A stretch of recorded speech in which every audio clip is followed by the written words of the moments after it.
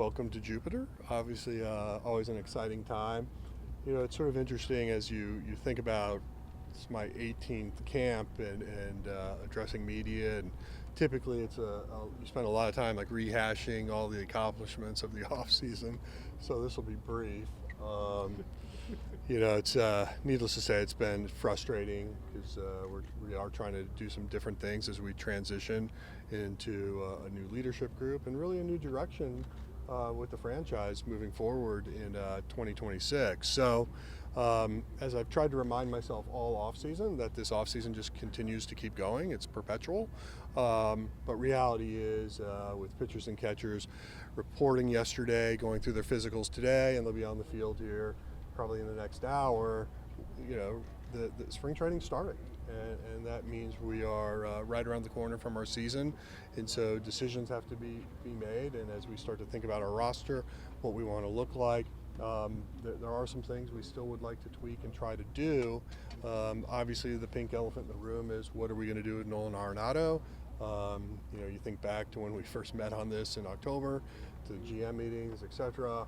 And candidly, we're still looking at what that might look like. And could something happen in the next week? Possibly. Could this go into camp? Possibly.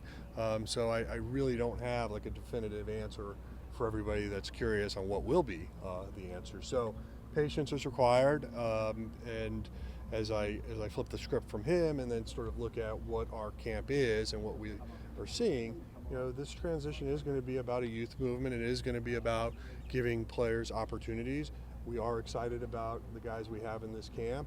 I mean, obviously next week when position players report, it's going to have a little different feel to it. But nonetheless, the Cardinals are excited about directionally where we're going.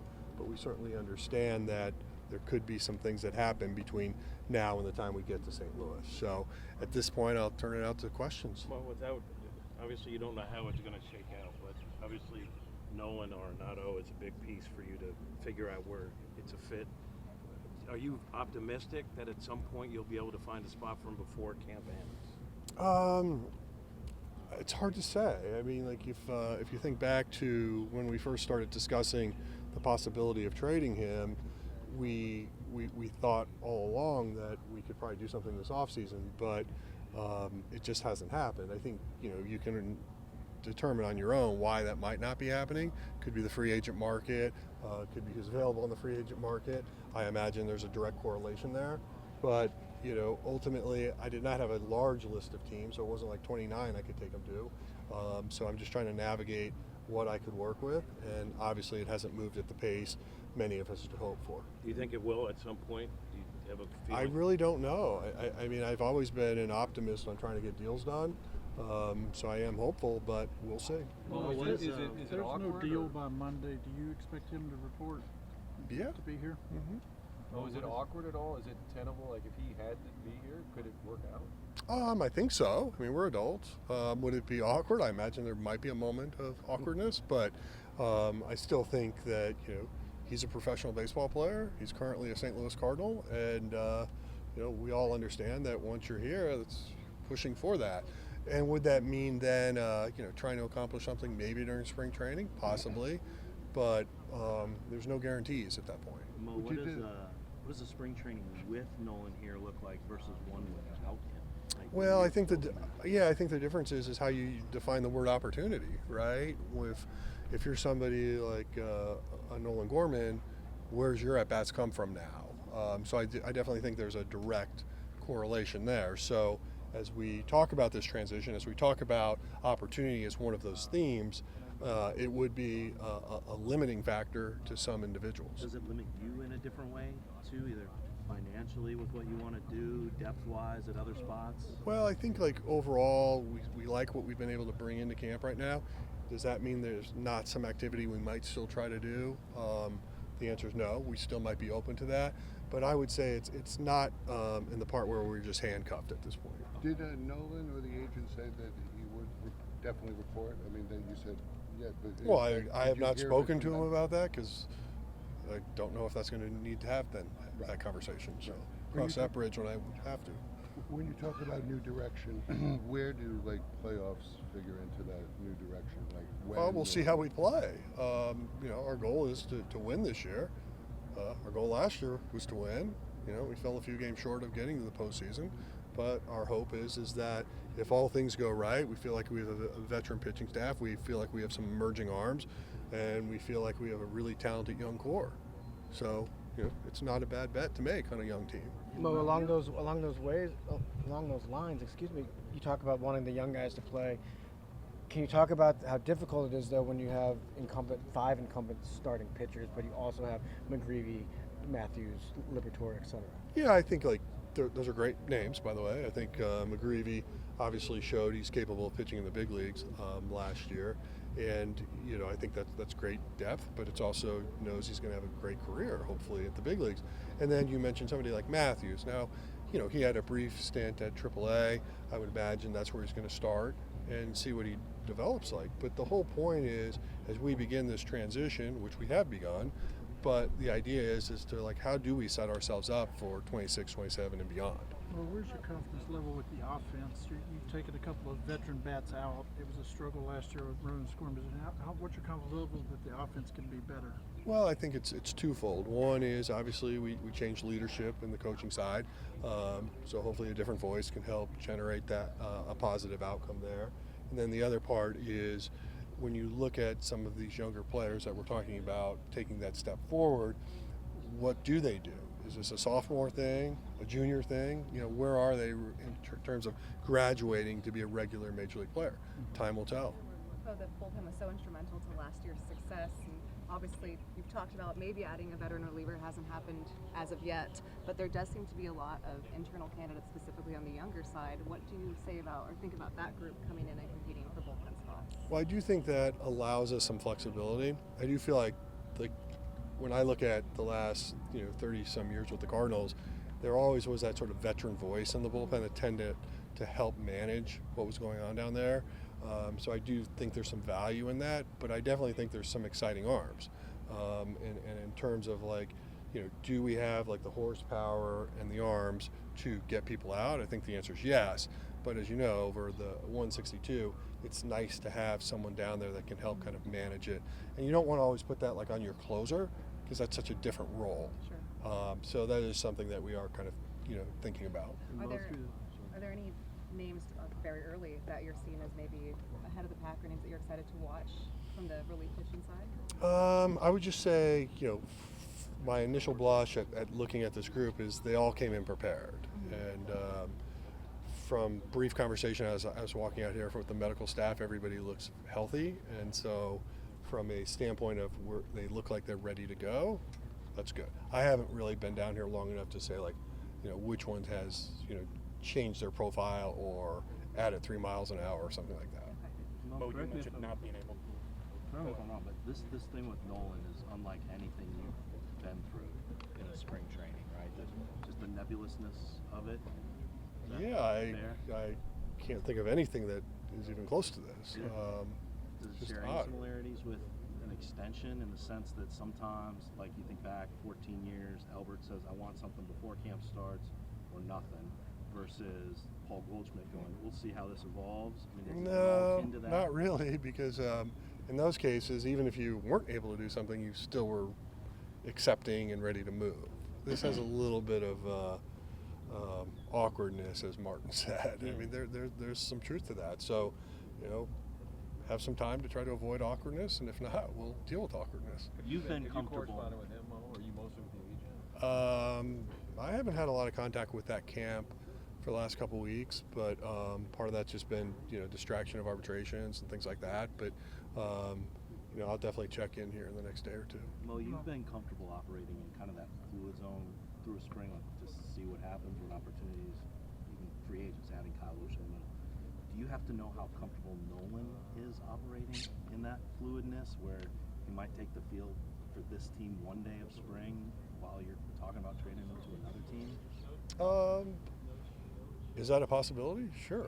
Yeah. I'm not sure how you want me to answer that in terms of how he's thinking. I guess I'm you'd wondering have to if ask you need him. to know if that's a question you need to have answered from him when he arrives. I don't know, if you're on this team, don't you have to come? Yeah. No, you do. We But don't once have you see it- holdouts in this sport. Right. You know. So, like, but if the opportunity would present itself to do something, I think he'd be open to it. Okay.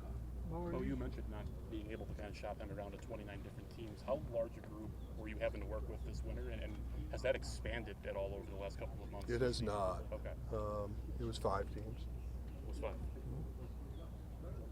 Oh, speaking of Nolan's, I want to ask you about Gorman. Can you describe what the sweet spot is for him? He's going to strike out, obviously, some, but last year was too much, but other years maybe okay. What is there a sweet spot? I don't know if it's a percentage. How would you describe that? Well, I think, like, for me, when I look at him, and obviously I'm not the hitting coach or the coach in general, but, I feel like he has the ability to be the guy that can really drive the ball to left center. And I feel like when he's taking advantage of that, that's when doubles and home runs happen. And so, yeah, I think we all understand the trade-off of the strikeouts, but you still have to balance that with the production. And so, when you think about somebody that's like capable of being a 25 or 30 plus home run guy, knowing that you might get 30 strikeouts, I still feel like his value comes from not just the 30 home runs, but like what types of doubles and that kind of production. So ball and play for him, I think, does matter a little bit. We said 30 strike. You mean 30%? Yeah. Yeah.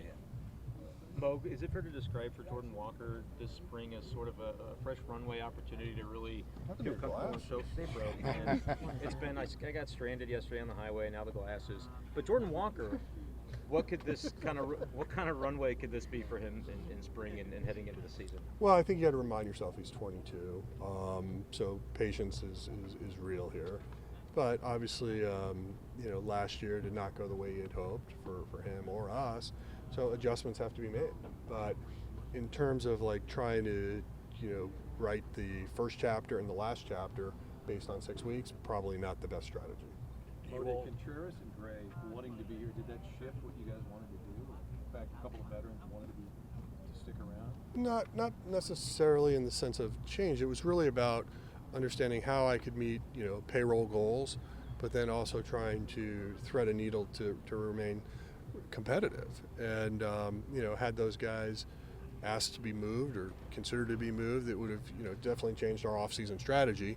But they didn't, and I'm glad they didn't, because I still think this team can be fun to watch. Do you all expect everyone to be able to report on time as far as immigration stuff, visa stuff, all of that? I have not been told that we have any concerns.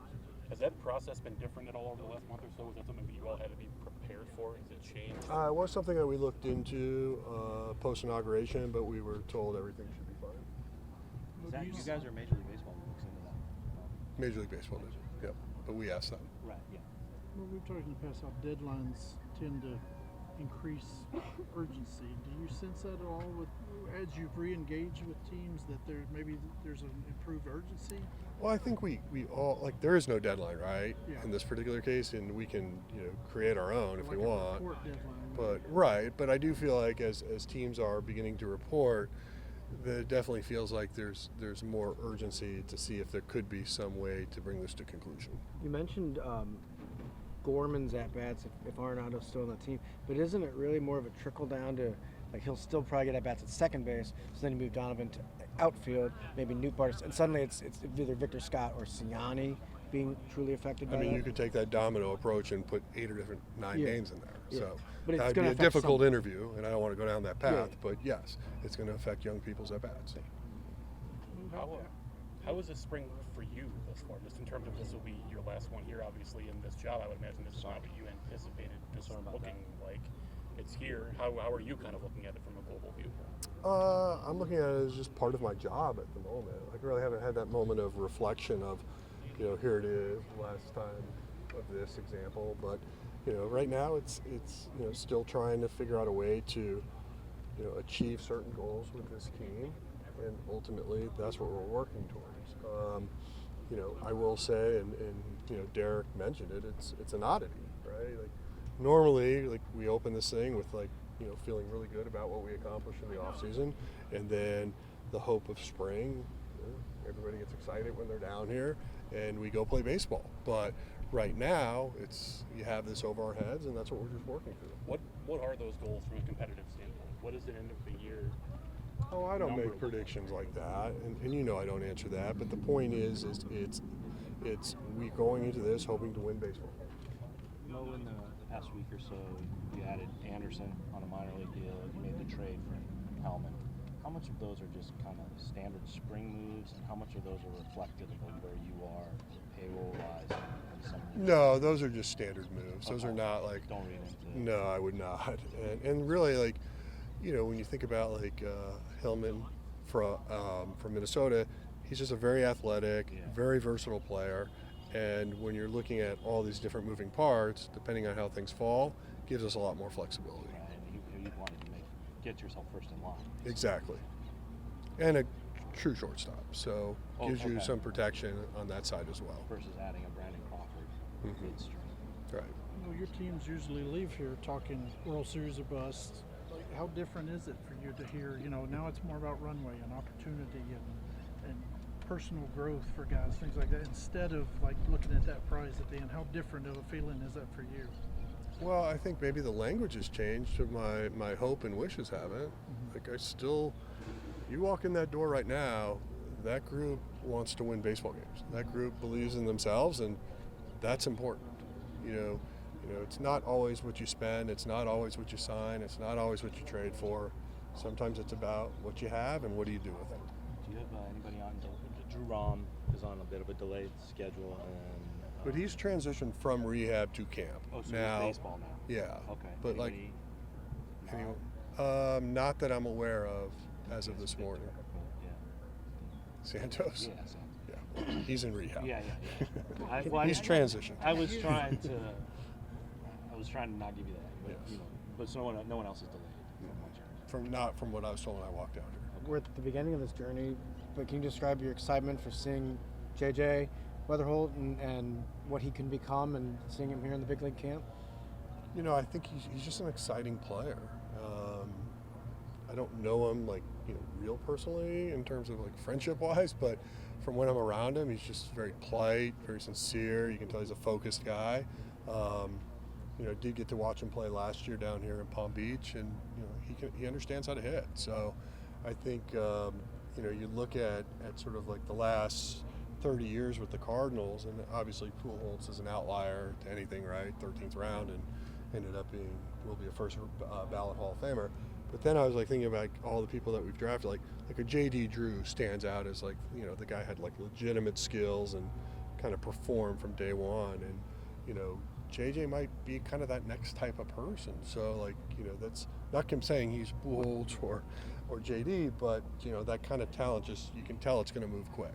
How do you evaluate the ebbs and flows with Helsley this offseason? I mean, he even thought most of the early parts of the offseason he was going to be traded, and then he got word that he was not going to be traded, and now he's going to be a free agent at the end of next season. So how do you look at his standing?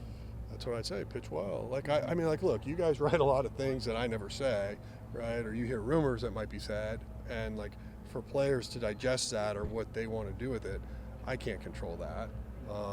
I told him and his representative early on that he was not going to be traded. I never speak in absolutes because you never know, but I gave him like that was not my goal to move him. And so, how he feels about all of that, I mean, you'll have to ask him, but I felt like from an organizational standpoint, we kind of pointed out what this was going to look like.